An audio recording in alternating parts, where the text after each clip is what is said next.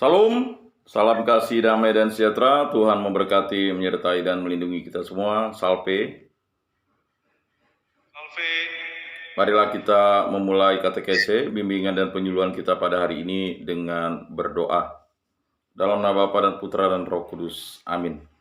Allah Tritunggal yang Maha Kudus, kami bersyukur atas rahmat-Mu, karunia-Mu, keagungan-Mu, maka kami dipertemukan pada hari ini dalam jalur online ini. Semoga apa yang akan kami bahas menjadi suatu tanda rahmat daripadamu. Semoga apa yang kami ketahui menjadi suatu pencerahan bagi kami. Dan semoga sabdamu selalu menjadi peneguh kami untuk kami menjadi pewarta-pewarta dan saksi iman yang nyata dalam hidup kami sehari-hari. Berkatilah kami, pulihkanlah kami, dan kuatkanlah kami agar kami selalu bertumbuh dalam iman. Dan terutama Allah Tritunggal yang Maha Kudus, berkati kami agar kami dimampukan untuk menjadi alat-alat-Mu, menjadi perantara-Mu untuk mewartakan firman dan sabda-Mu dimanapun kami berada. Semua doa ini kami serahkan dari perantaraan Tuhan kami Yesus Kristus, yang hidup dan meraja, kini dan sepanjang segala masa. Amin. Dalam nama Bapa dan Putra dan Roh Kudus. Amin. Baik, pada hari ini kita akan masuk ke materi 33, yaitu Israel dalam sejarah Propan.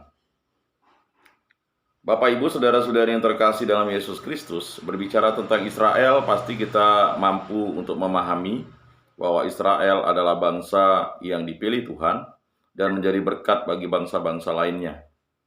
Israel adalah suatu tanda rahmat Allah, karena Israel awalnya adalah berasal dari Yakub. Yakub dirubah namanya menjadi Israel. Jadi ketika Yakub dibaptis, jadi waktu dia bergulat dengan Allah, sebenarnya Yakub itu bertobat, karena Yakub itu kan artinya penipu.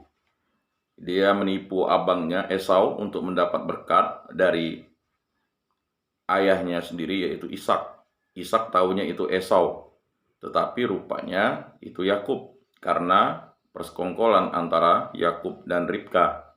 Karena Ribka tidak senang dengan kelakuan Esau yang mengawini dua perempuan dari Kanaan yang memang tidak diinginkan atau tidak sesuai dengan keinginan Ishak dan Ribka. Jadi pada zaman itu orang-orang Ibrani atau orang-orang keturunan Abraham itu harus mematuhi tata kelakuan atau adat istiadat bangsa mereka sendiri, yaitu pemilihan jodoh itu harus diberkati oleh orang tua, dan ketika orang tua sudah berkenan untuk memilih jodohnya, lalu dia memilih jodoh yang lain, maka dia akan tidak diberkati, baik oleh ibunya maupun oleh bapaknya, tetapi berkat dari bapaknya itu yang paling utama. Nah, setelah itu Yakub dia berjumpa dengan seorang pemuda. Jadi Yakub ini sudah berjumpa dengan Allah. Jadi Yakub itu berjumpa dengan Allah, lalu pemuda itu yang merupakan wujud nyata Allah. Jadi di sini Allah menyatakan dirinya sebagai manusia. Walaupun Yakub tidak paham bahwa itu adalah Allah, atau tidak memahami atau tidak mengetahui itu Allah. Jadi dia bergulat semalam-malaman dengan pemuda itu, dan tidak ada yang kalah dan tidak ada yang menang. Tetapi untuk menghentikan itu, pemuda itu memukul pangkal paha Yakub, dan akhirnya Yakub itu terpincang-pincang, dan akhirnya memang bangsa Israel tidak boleh memakan pangkal paha. Misalnya daging domba, dia tidak boleh memakan pangkal paha untuk menghormati leluhurnya, yaitu Yakub. Dan setelah dia bergulat dengan Allah, Yakub dirubah namanya menjadi Israel. Yakub itu bergulat dengan Allah dan menang. Menang bukan dari Allah, tetapi menang dari segala dosanya. Karena berkat yang dicurinya itu adalah berkat yang harus berasal dari Allah. Dan akhirnya namanya dirubah menjadi Israel.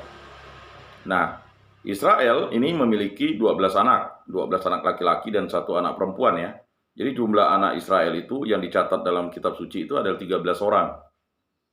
Tetapi menurut silsilah keturunan, pasti dicatat itu keturunan dari yang laki-laki. Jadi 12 suku Israel itu menandai 12 tanda anak-anak Israel. Nah, akhirnya Israel ini memiliki keturunan 12 orang. 12 orang ini juga memiliki problematikanya masing-masing. Karena terdiri atas 4 istri. Kita tahu bahwa Yakub itu memiliki 4 istri bukan karena keinginannya, tapi karena tipuan Laban. Jadi Yakub ini adalah sang penipu, ditipu juga oleh Laban.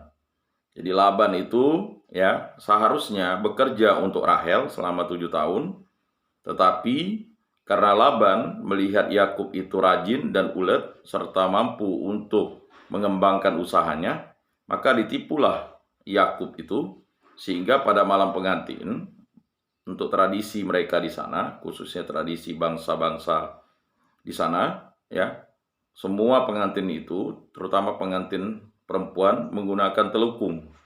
Nah, telukung itu adalah cadar, ya. Jadi dia berpakaian seperti bangsa di Timur Tengah, ya.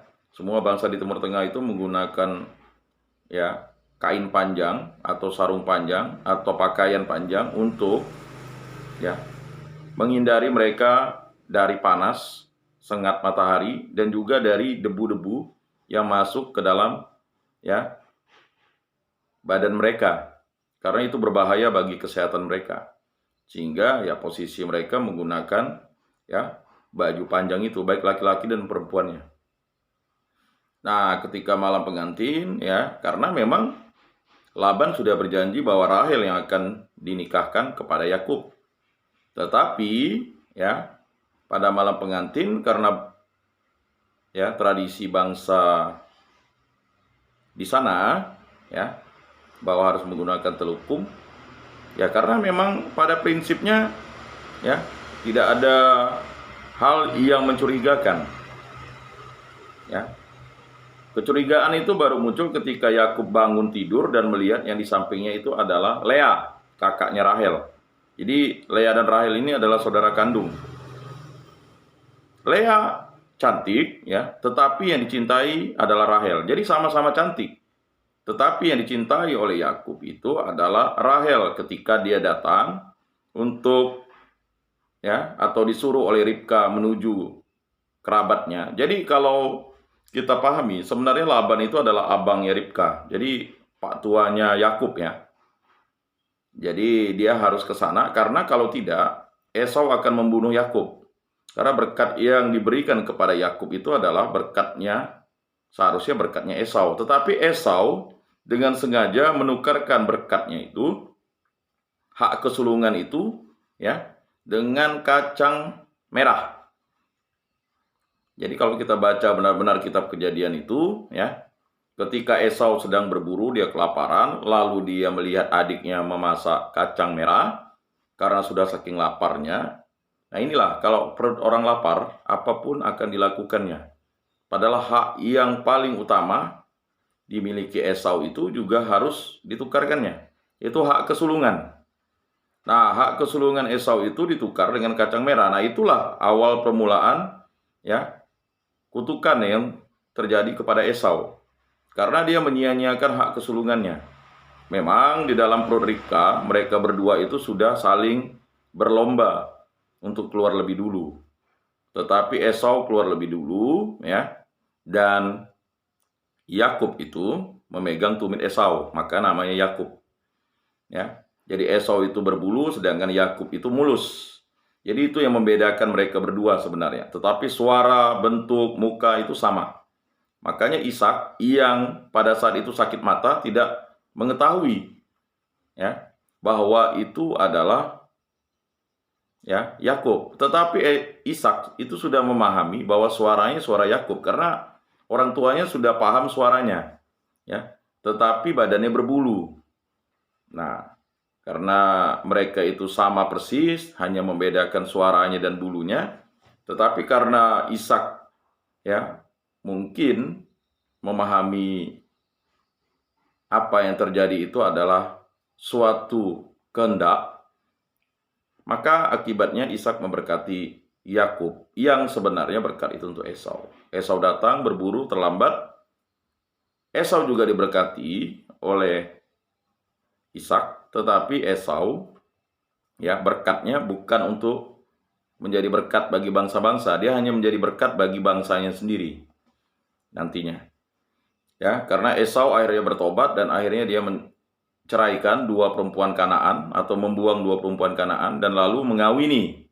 Nah, ini mengawini sepupunya juga, anak dari Ismail. Ya, jadi anak Ismail itu ada perempuan dikawini oleh Esau. Nah, jadi moral perkawinan pada zaman dulu itu adalah perkawinan kekerabatan karena mereka tidak mau terlalu menyulitkan diri mereka sendiri, ya, sehingga mereka harus ya kawin antar kerabat untuk menjaga keturunannya tetap ya murni, darahnya tetap murni dan juga hak waris itu tetap jatuh pada keturunannya. Nah, begitu juga dengan Ribka. Jadi Ribka harus menyelamatkan Yakub, makanya Yakub ya harus mengembara menuju ya tempat kerabatnya itu Laban. Nah, di sana dia berjumpa dengan Rahel sebelum masuk ke rumah Laban. Ya, meminta air dan dia langsung jatuh cinta kepada Rahel. Nah, cuman persoalannya ketika malam pengantin, Yakub ditipu oleh Laban karena Laban melihat kerja keras Yakub ya untuk mendapatkan Rahel. Kalau orang cinta itu apapun dilakukannya hal-hal yang positif ya. Jadi bukan hal negatif, hal positifnya dilakukan sehingga Laban merasa rugi dong ya. Kalau bisa ya Yakub ini mengawini dua anaknya. Mengapa? Karena Laban tahu anak kerabatnya ini atau anak adiknya itu Ribka ini adalah keturunan yang diberkati oleh Tuhan Allah. Nah, jadi itu sebenarnya faktor pemicunya ya. Tidak diceritakan detail di dalam kitab Kejadian, tapi bisa kita ya ilustrasikan seperti itu. Sehingga Laban akhirnya menggunakan ya kelicikannya menyodorkan Lea. Ketika Yakub sudah tidur dengan Lea, ya kan tidak bisa berbuat apa-apa lagi Yakub, karena Yakub harus bertanggung jawab. Ya, seorang ya lelaki yang baik itu harus bertanggung jawab, walaupun dia tidak cinta dengan Lea. Lea siapa bilang tidak cantik? Sama cantiknya dengan Rahel. Tetapi yang dicintai oleh Yakub itu adalah Rahel, kan begitu. Nah, akhirnya ya Yakub itu harus bekerja 7 tahun lagi untuk mendapatkan Rahel. Ya. Karena dia sudah protes dengan Laban, lalu Laban bilang, menurut tradisi kami tidak baik, atau ya dengan kepicikannya dia katakan ya tidak mungkin mengawinkan adiknya sedangkan kakaknya belum kawin. Nah, karena mungkin menurut versi Laban, selain dia ingin Yakub tetap tinggal dengan mereka, memang ada tradisi mereka yang mengatakan seperti itu ya, tetapi ya itu sudah terjadi. Akhirnya ya, kalau kamu ingin mendapatkan Rahel, kamu bekerja 7 tahun lagi. Jadi seperti itu. Nah, setelah 7 tahun, ya, Lea sudah juga ya melahirkan. Lalu Rahel dikawini oleh ya Yakub. Jadi 2 istrinya. Nah, disitulah terjadi yang namanya persaingan. Karena Rahel itu tidak atau susah memiliki anak, walaupun nanti dia memiliki anaknya. Akhirnya Rahel itu memiliki gundik. Nah, gundiknya diserahkan kepada Yakub. Nah, harus dipahami, kata gundik ini itu kan bahasa yang kasar. Maksudnya pelayannya Rahel. Jadi begini. Jadi dalam tradisi mereka di sana itu ada tradisi jika ketidakmampuan istri untuk keturunan itu terjadi dengan kakeknya Abraham ya, ketika Sarah menyodorkan ya Hagar menjadi ya untuk melahirkan anak ya. Jadi terjadi lagi dengan Yakub cucunya ya. Jadi Yakub harus ya, karena Rahel ingin memiliki anak maka disodorkannya lah ya. Nah, akibatnya lahirlah anak. Nah, tidak mau kalah lagi Lea juga menyodorkan ya gundiknya itu kepada ya saling bersaing. Nah, itu terjadi karena persaingan perseteruan yang dimulai dari kepicikan. Jadi kepicikan itu membuat dampak yang signifikan, akibatnya keturunannya. Nah, maka Yakub memiliki 4 istri. Ya. Karena Yakub tidak memandang rendah juga, ya. Karena itu tetap menjadi keturunan. Apapun yang terjadi itu adalah keturunan dari Israel. Nah, ketika dia bergulat dengan Allah dan Yakub itu ya bertobat dan menang dari segala dosanya, nah, maka namanya dirubah oleh Allah menjadi Israel. Nah, itu sejarah ya. Kemudian mereka menjadi keturunan, berkawin-kawinan lah ya. Kita ingat ya, kalau tidak salah itu ketika mereka ya ada terjadi persaingan sengketa, anak-anaknya juga menjadi sengketa. Ketika dia melihat Yusuf itu, memang dua anak ini ya sangat dicintai oleh Yakub karena ketika melahirkan Benyamin, Rahel meninggal dunia. Jadi Benyamin lahir tidak melihat ibunya, maka pesan adalah dua anak ini harus dijaga baik-baik oleh Yakub, pesan dari Rahel ya. Nah, maka Yusuf itu diberikan jubah yang baik, jubah yang bagus, makanan yang terbaik, sedangkan abang-abangnya ini bukan makanan yang tidak baik ya. Mereka harus bekerja keras, kemudian makan makanan yang baik, tetapi Yusuf dimanjakan oleh ayahnya. Nah, itu membuat kecemburuan ya oleh ke-10 saudaranya. Jadi Yusuf dan Benyamin itu dianak emaskanlah menurut abang-abangnya itu. Nah, ketika ya Yakub memerintahkan atau Israel memerintahkan Yusuf untuk ya memanggil abang-abangnya, sebenarnya Yakub itu yang mencintai seluruh anaknya, tetapi karena dia merasa bersalah, Rahel itu ya tidak mendapatkan yang terbaik, maka diberikanlah perhatian yang penuh kepada dua anaknya itu. Sedangkan mereka yang 10 orang ini kan ya istri dan anak-anak istri dan maksudnya ibu-ibunya kan masih hidup. Nah, Yusuf disuruh menemui ya abang-abangnya di padang rumput ya waktu menggembalakan sesuatu. Rupanya mereka memang sudah iri. Nah, lihat anak kesayangan ayah kita. Nah, akhirnya Yusuf ditangkap, kemudian jubahnya yang bagus itu dipotong untuk memberitahu kepada ayahnya bahwa Yusuf diterkam oleh binatang buas, serigala atau singa pada waktu itu ya. Padahal Yusuf itu dimasukkan ke dalam ya sumur yang dalam. Jadi sumur waktu itu sekitar 9 sampai 10 meter lah ya. Nah, akibatnya ya Yusuf ya menderita di dalam itu. Tetapi ada yang berbelas kasihan yaitu Ruben. Ruben sebenarnya ingin diam-diam menyelamatkan Yusuf ketika saudara-saudaranya mungkin tertidur atau apa. Tetapi Ruben ini terlambat. Yusuf waktu Ruben pas ingin menyelamatkannya, karena kan mereka kan mengembalakan kambing dombanya itu berjauh-jauhan.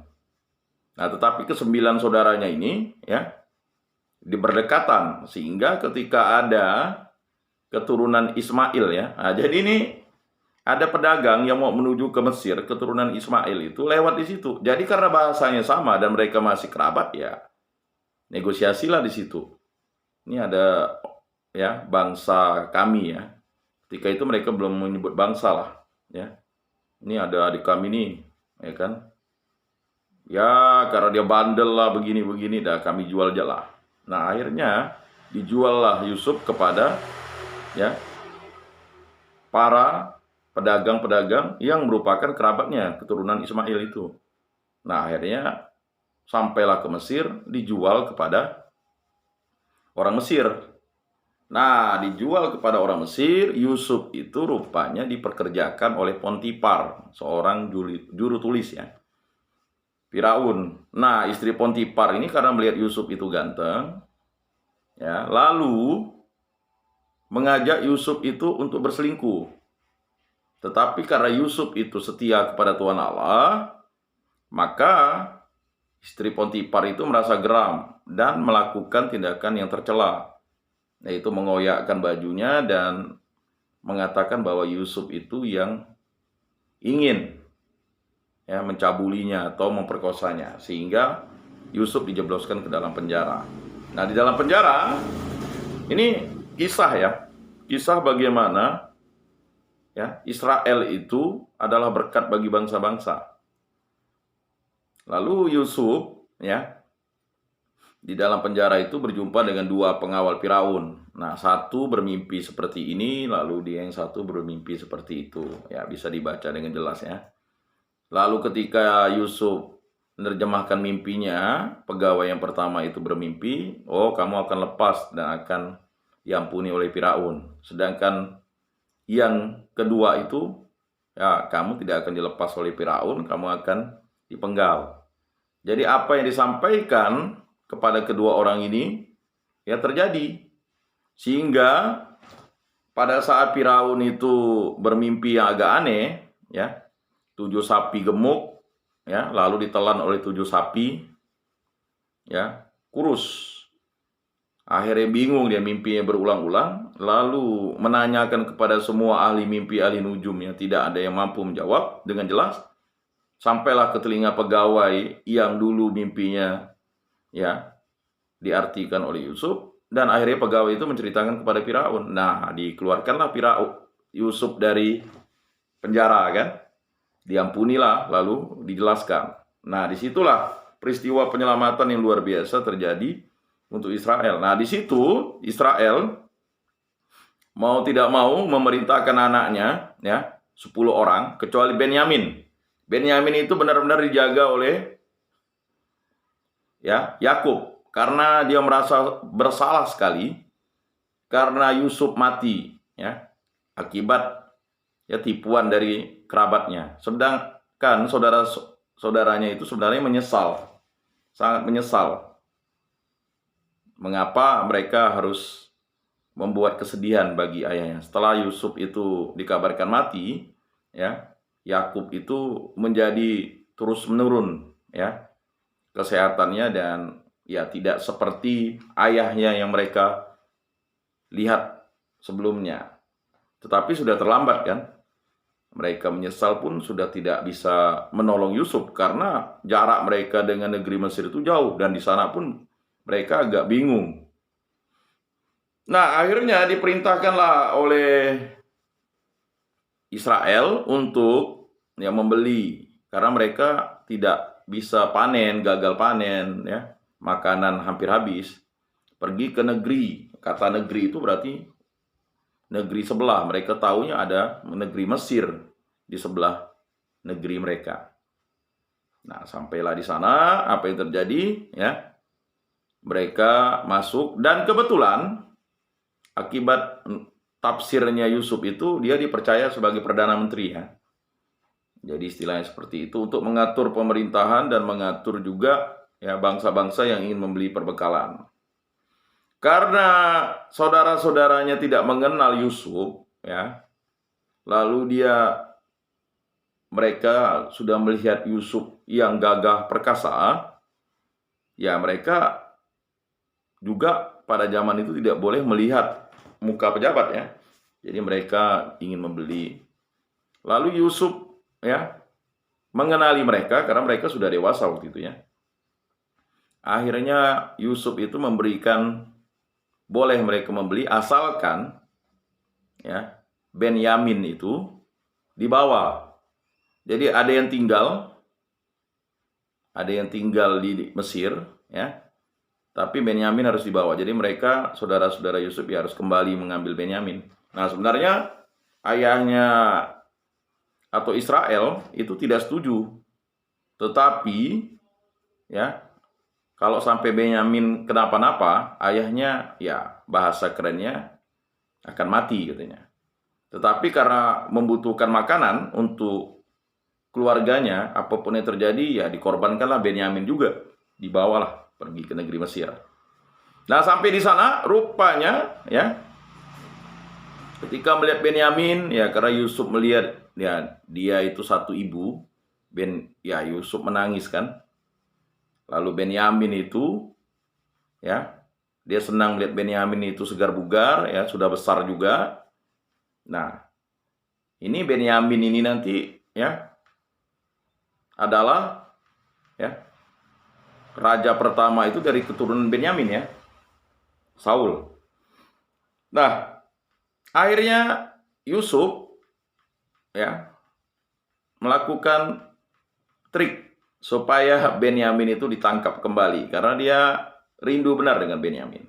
Dimasukkanlah cangkir yang mewah ke dalam gandum yang dibawa oleh Benyamin. Lalu pasukan Mesir itu mengejar. Oh, ada barang istana yang dicuri.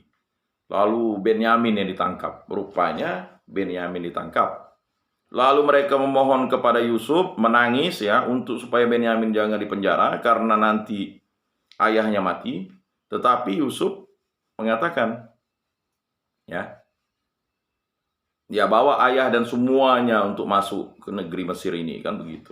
Nah, itu salah satu peristiwa penyelamatan yang luar biasa untuk bangsa Israel itu.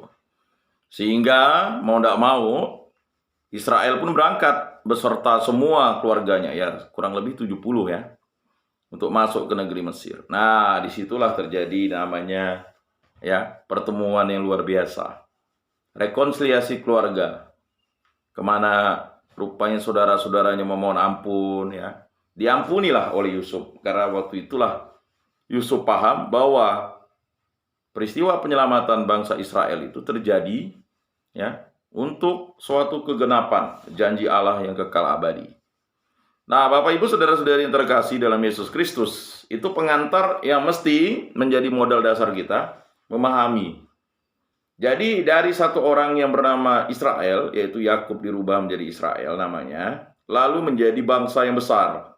Bangsa ini bertumbuh lah. Setelah 400 tahun Yusuf meninggal, ada Firaun yang berkuasa dan sangat kejam dengan bangsa ini. Dan akhirnya membuat peraturan bahwa bangsa Israel itu harus kerja paksa, bekerja.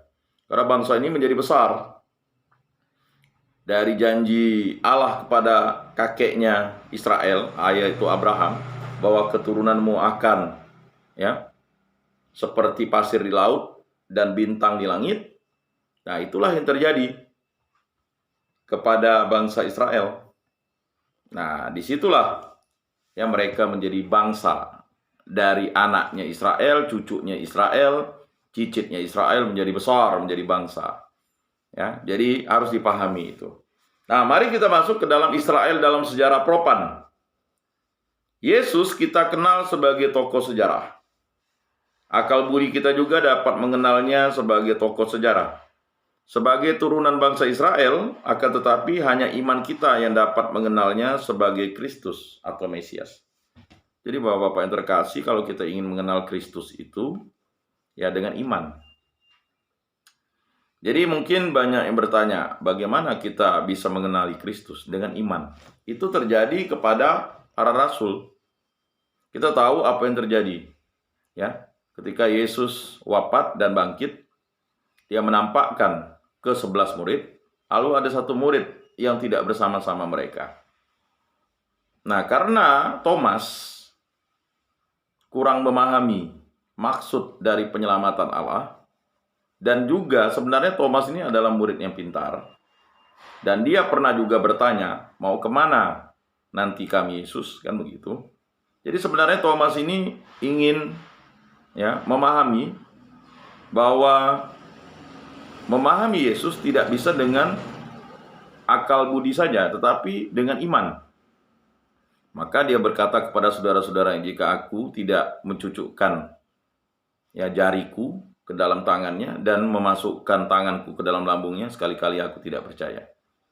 Tetapi apa yang terjadi? 8 hari kemudian Yesus menampakkan diri kepada ke-12 murid, dan disitulah ya Tuanku dan Allah. Jadi sebenarnya kalau kita tidak percaya bukan seperti iman Thomas. Thomas ini mengatakan kepada kita bahwa kalau kita ingin percaya kepada Yesus ya dengan iman, tidak bisa dengan pengetahuan dan akal budi. Nah, sama kita menjadi pengikut Kristus, ya kan? Jadi seperti itu. Nah, Bapak Ibu saudara-saudari yang terkasih, ya. Jadi mengenalnya sebagai Kristus Mesias dan sebagai putra Allah dengan iman. Jadi kalau orang yang tidak beriman Kristiani, itu akan sulit memahami Yesus sebagai putra Allah. Ya, hanya kita yang bisa memahami itu karena kita diberikan karunia berkat oleh Yesus Kristus. Bisa memahami Yesus sebagai putra Allah. Sabda Allah pribadi, jadi jelas, putra Allah itu adalah sabda Allah pribadi. Pribadi yang menjadi manusia, sabda sudah menjadi manusia. Nah, banyak di antara kita memahami Yesus itu hanya dengan kacamata akal budi atau kacamata pengetahuan kita belaka. Tidak menggunakan kacamata iman. Dan akibatnya apa? Ya, kita merasa suam-suam kuku saja, mau ikut kegiatan bimbingan dan penyuluhan katekese apapun, ya. Kita hanya mengandalkan kekuatan pribadi, bukan kekuatan iman yang diberikan oleh Tuhan Allah kepada kita. Sehingga untuk memahami Yesus sebagai Sang Sabda itu, kita menjadi suam-suam kuku. Kita mengikuti kegiatan ini karena ingin sesuatu hal duniawi, bukan hal surgawi. Kan jelas, carilah dulu kerajaan Allah dan kebenarannya, maka yang lain akan ditambahkan kepadamu. Ya. Mungkin kita datang di tempat ini, di ruangan ini, mungkin dengan kelelahan, kurang tidur, jadi kita bisa tidur di sini, ya silakan saja. Ya kan? Maka kata Yesus, tidak bisakah kamu ya kan berjaga dengan aku? Kita ingat pada malam ya sebelum Yesus disalib itu kan, muridnya tertidur.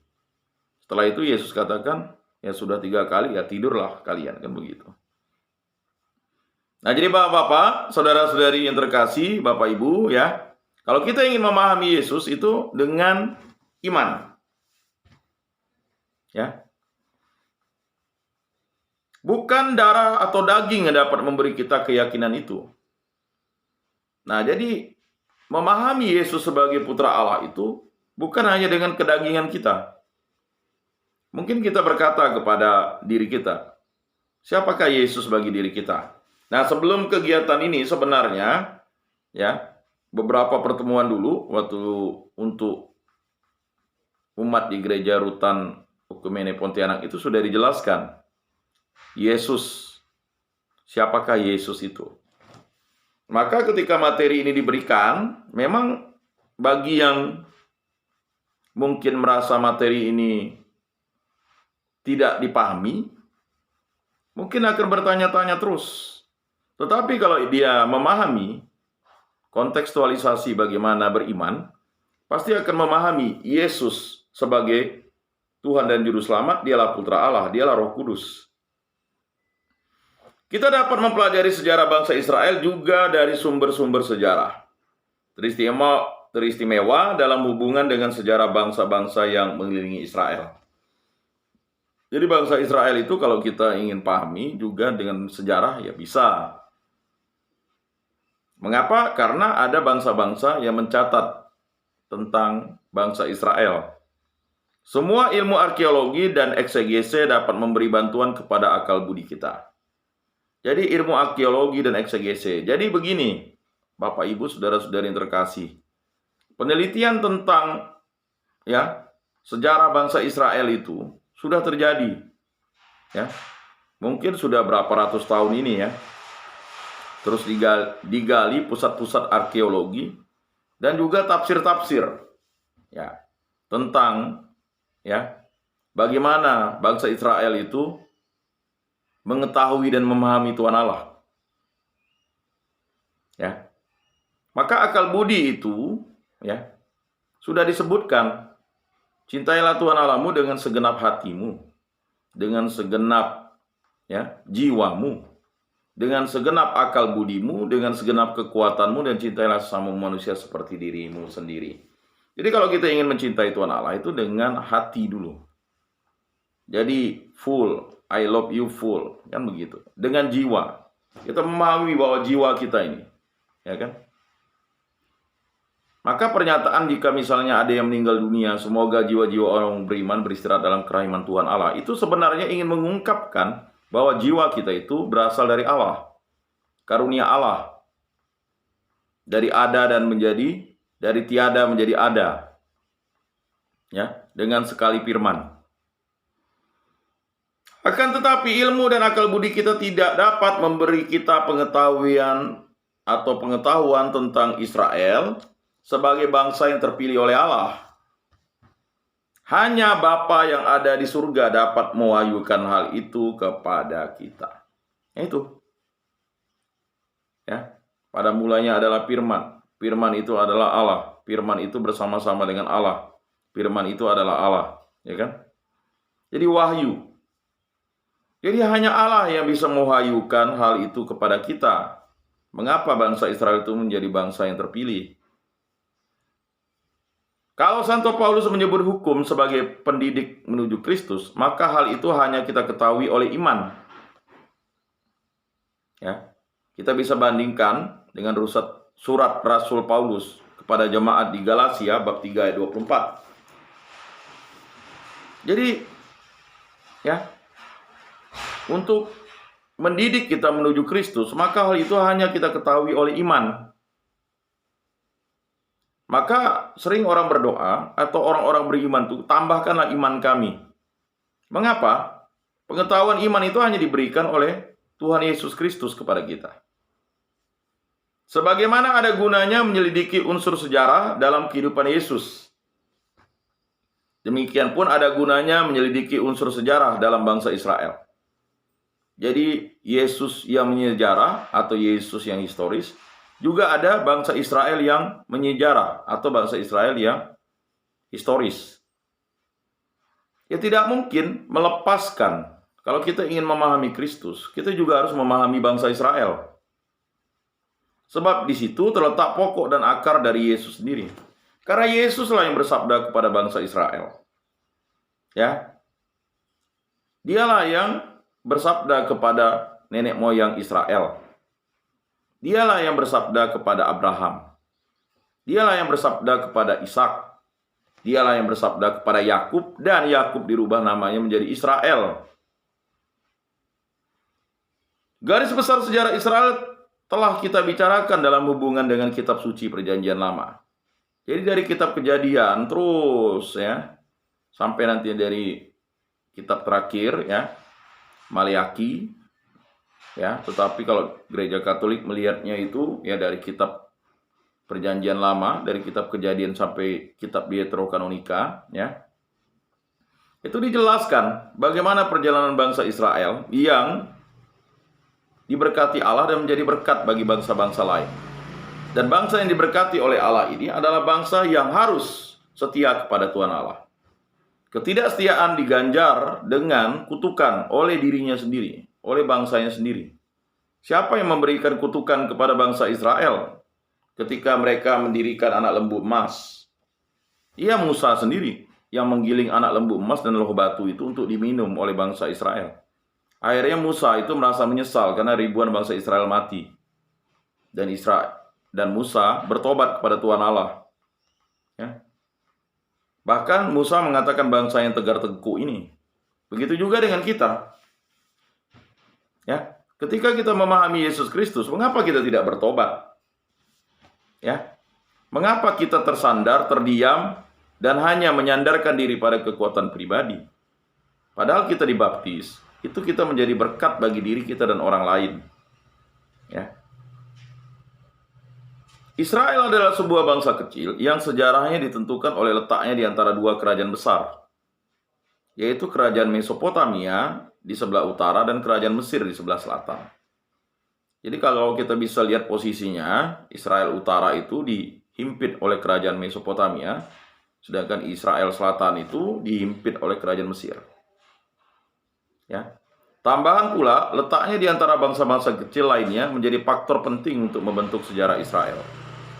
Jadi ada dua bangsa besar, yaitu bangsa Mesopotamia di sebelah utara dan bangsa Mesir di sebelah selatan, dan bangsa-bangsa kecil juga yang mengapit bangsa Israel ini. Kita membedakan sejarah Israel antara masa pertumbuhan, kira-kira dari tahun 2000 sebelum Kristus. Itu masa pertumbuhan dinamakan. Bayangkan 2000 tahun disebut masa pertumbuhan. Ya 2000 tahun ya sebelum Kristus. Nenek moyang pertama dari Israel. Dan itulah masa di mana golongan-golongan Ibrani menjadi bangsa. Ya. Mereka disebut orang Ibrani ya. Waktu orang Mesir melihat mereka itu belum disebut bangsa Israel. Karena Israel waktu itu adalah nama leluhurnya. disebutlah bangsa Ibrani, ya, berdasarkan bahasanya, ya. Nah, dan itulah masa di mana golongan-golongan Ibrani menjadi bangsa. Nah, jadi dalam proses itu mereka menjadi bangsa dan disebut bangsa Israel, ya. Sebelumnya disebut bangsa Ibrani. Ya, kita ingat apa yang terjadi dengan Musa. Ketika anak Firaun itu bermain-main di sungai dan melihat, wah, ada sebuah tempat itu katanya. Dan di situ ada bayi Ibrani menurut pegawai-pegawainya. Lalu anak Firaun itu ya menyuruh ya pegawai-pegawainya ya untuk mengambil anak itu. Makanya nama Musa itu kan diberikan oleh anak Firaun itu, ya, yang ditarik dari air, yang diselamatkan dari air, itulah Musa namanya. Ya. Tetapi perbedaan warna kulit dan juga bentuk mereka waktu itu mencolok. Orang Mesir ya Mesir, orang Israel ya orang Israel, karena orang Israel kan dia Asia, ya. Sedangkan orang Mesir dia lebih ya menuju ke Afrika. Ya, jadi artinya di situ bisa membedakan. Ya, kalau kayak kita kan bisa membedakan suku-suku. Ya, beberapa memang tidak jelas karena mungkin perpaduan atau bahkan ya tidak bisa dilihat. Tetapi kalau suku-suku seperti bangsa Asia dan bangsa Afrika ini kan bisa dilihat perbedaannya. Nah, pada kebesaran masa ini adalah ya atau puncak kebesaran masa ini adalah kerajaan Daud dan Salomo. Jadi bangsa Israel itu mencapai sejarahnya itu adalah pada kerajaan Daud dan Salomo. Ya. Jadi masa kebesarannya itu adalah hubungannya dengan kenyataan bahwa di Mesir dan di Mesopotamia, ya sekitar tahun 1000 sebelum Kristus. Nah, jadi sekitar itu. Ya, kita ingat tadi di sebelah utara Mesopotamia, di sebelah selatan Mesir, ya. Jadi sekitar 1000 sebelum Kristus tak terdapat suatu kerajaan besar yang kuat yang dapat mengganggu kegiatan bangsa Israel. Nah, pada saat itu tidak ada bangsa yang kuat yang bisa mengganggu. Ya, memang dia bangsanya kecil, kerajaannya ya dianggap kecil karena dia tidak menjajah kerajaan lain ya sebenarnya. Kerajaan Israel ini tidak menjajah kerajaan lain, dia hanya mengambil tanah yang ditentukan oleh Musa kepada suku-suku Israel. Jadi tanah di sebelah ini, tanah di sebelah sana, ya. Kita bisa baca di kitab Bilangan, ya. Nah, jadi seperti itu. Dia tidak ekspansi misalnya untuk menguasai kerajaan Mesir, untuk ngapain begitu. Tetapi dia tidak pernah diganggu oleh bangsa Mesir dan bangsa Mesopotamia juga. Karena memang tidak mungkin mengganggu bangsa Israel yang pernah memiliki sejarah. Leluhur Mesir itu kan sampai akhirnya mereka tidak mampu mengejar bangsa Israel karena campur tangan Allah katanya. Jadi ribuan pasukan Firaun itu akhirnya mati dengan sia-sia di dalam laut. Ya. Nah, jadi kekuatan dua kerajaan besar itu tidak pernah mampu mengganggu ya kerajaan Israel atau kegiatan bangsa Israel. Dari tahun 1000 sebelum Kristus sampai tahun 70 sesudah Kristus merupakan masa ya, masa keruntuhan sampai pembinasaan kota Yerusalem. Ya. Jadi oleh Tiberius dengan tentara Roma. Jadi ya itulah karena ada bangsa Eropa yang telah ekspansi ke daerah Asia ini, ya, yaitu bangsa Roma. Ya. Nah, pada masa Tiberius inilah ya bangsa Mesir itu atau bangsa Israel itu, ya. Jadi masa Tiberius ini kan ya kekuatan Roma itu mampu untuk menguasai bangsa-bangsa besar, baik Mesir dan Mesopotamia, dan akhirnya juga yang kecil juga tinggal mudah ditundukkannya. Ya. Kemudian hanya masa Makabi sekitar tahun 160 sampai 60 sebelum Kristus merupakan suatu masa kebesaran yang singkat dan sementara. Yang mana maka ada kitab Makabe 1, kitab Makabe 2 dalam Deuterokanonika. Ya. Sekitar tahun 2000 sebelum Kristus ada banyak suku yang berkelana di antara Mesopotamia dan Mesir. Jadi suku-suku ini berkelana. Ya. Mengapa? Sama seperti Abraham yang harus meninggalkan tempatnya di Ur-Kasdim. Ya. Ur-Kasdim itu sekitar daerah Irak dan Iran ya sekarang ya. Yang banyak juga kaum majusinya itu ya, dia dipanggil Allah untuk masuk ke tanah Kanaan. Jadi yang memanggil Abraham itu adalah Allah, Abram. Lalu dirubah Allah ketika dia dibaptis menjadi Abraham. Ya. Nah, baptisnya waktu itu adalah perubahan nama. Sama kita kalau misalnya orang Kristen dibaptis ada nama, ya, terutama orang Katolik itu kan jelas harus ada surat baptis, lalu ada nama baptisnya. Begitu juga dengan Abram. Kan begitu juga dengan istrinya, dirubah dari Sarai menjadi Sarah, kan gitu. Sarah. Ya. Jadi Abram menjadi Abraham, menjadi bapa bangsa orang beriman. Nah, itu maksudnya. Sedangkan Israel itu adalah bangsa yang dipilih Allah dan diberkati Allah menjadi berkat bagi bangsa-bangsa lain. Nah, ini. Jadi pemilihan nama itu ya adalah ya suatu kekuatan. Jadi tidak boleh salah memilih nama. Seperti minggu lalu. Kan tak mungkin bapak, ibu, saudara-saudari memberi nama anak itu berbeda-beda. Berbeda dalam artiannya aneh-aneh.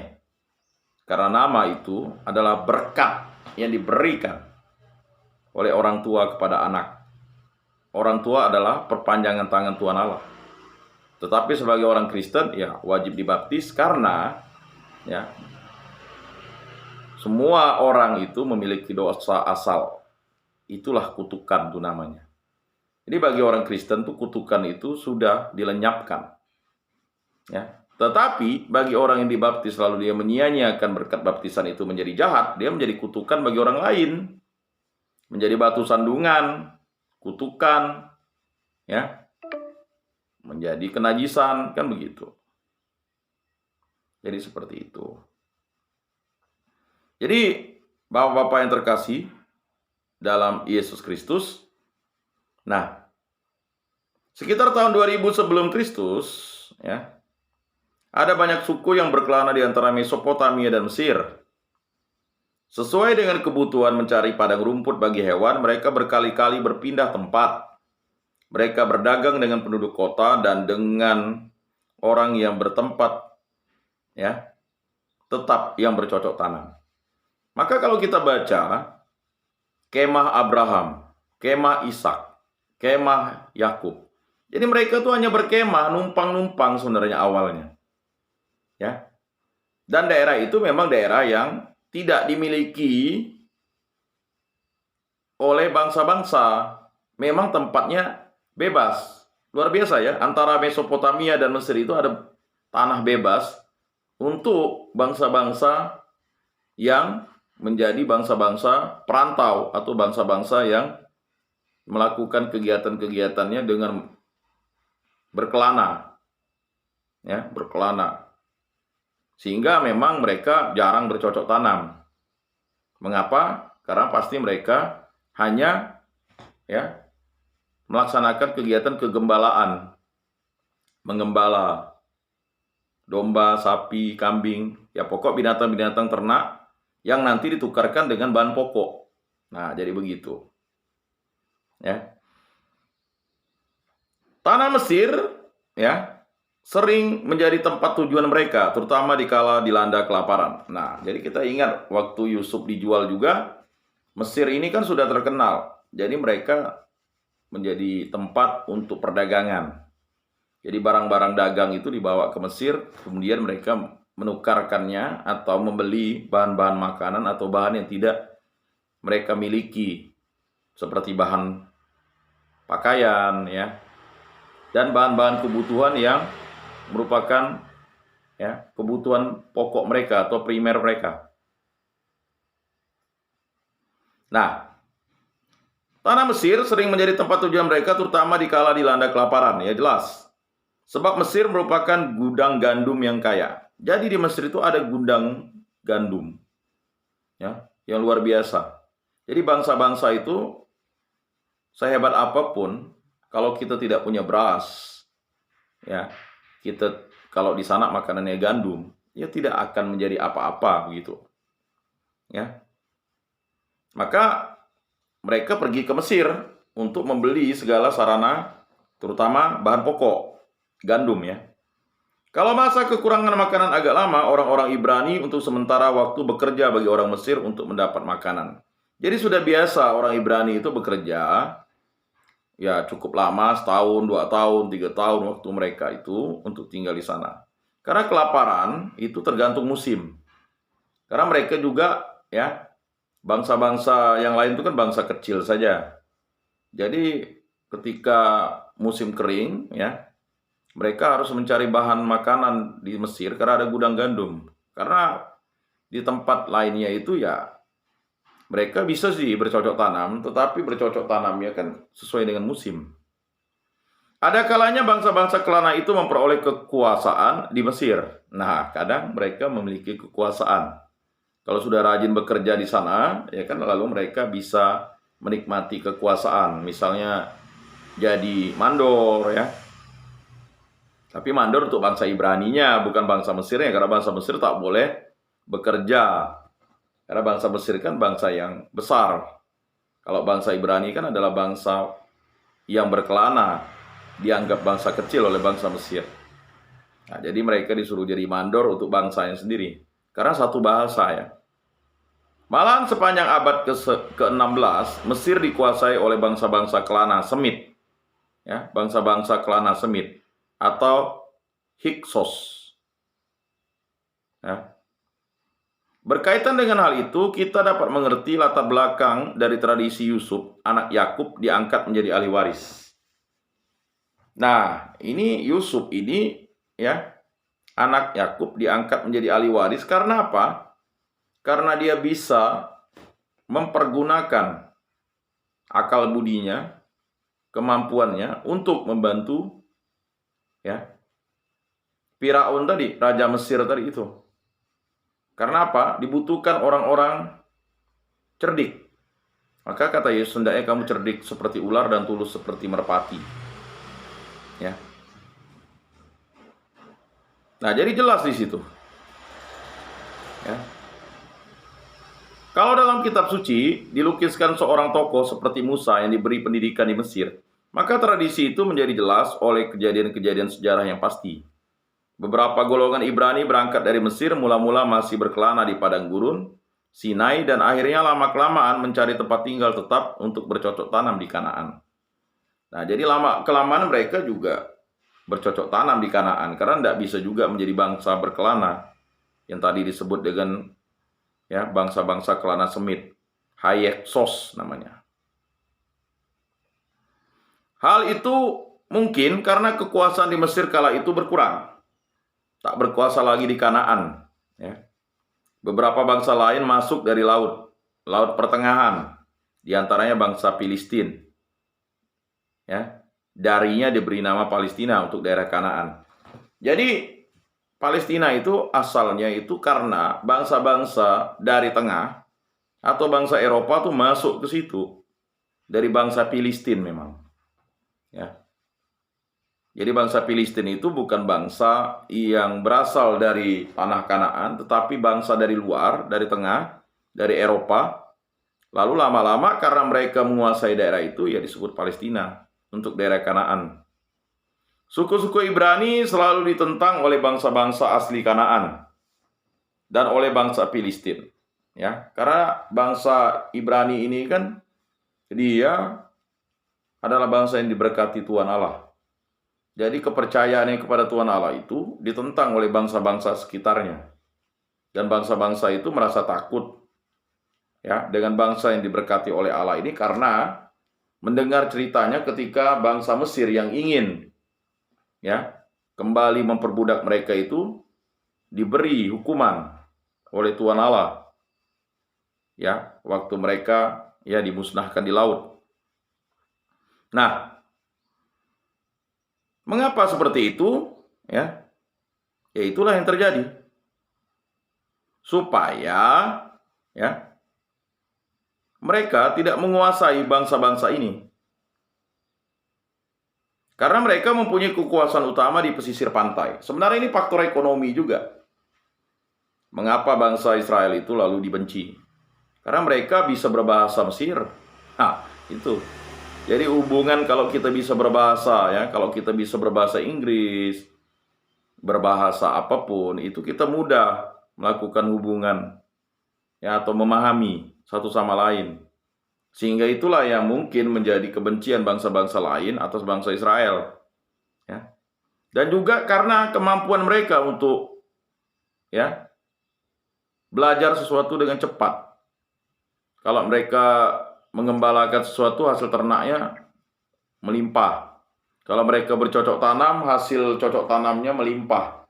Berbeda dengan bangsa-bangsa itu karena mereka tidak menggunakan mungkin teknologi atau akal budi yang diberikan leluhur bangsa Israel. Nah, akal budi itu kan berasal dari Tuhan Allah. Jadi mereka mengandalkan Tuhan Allah.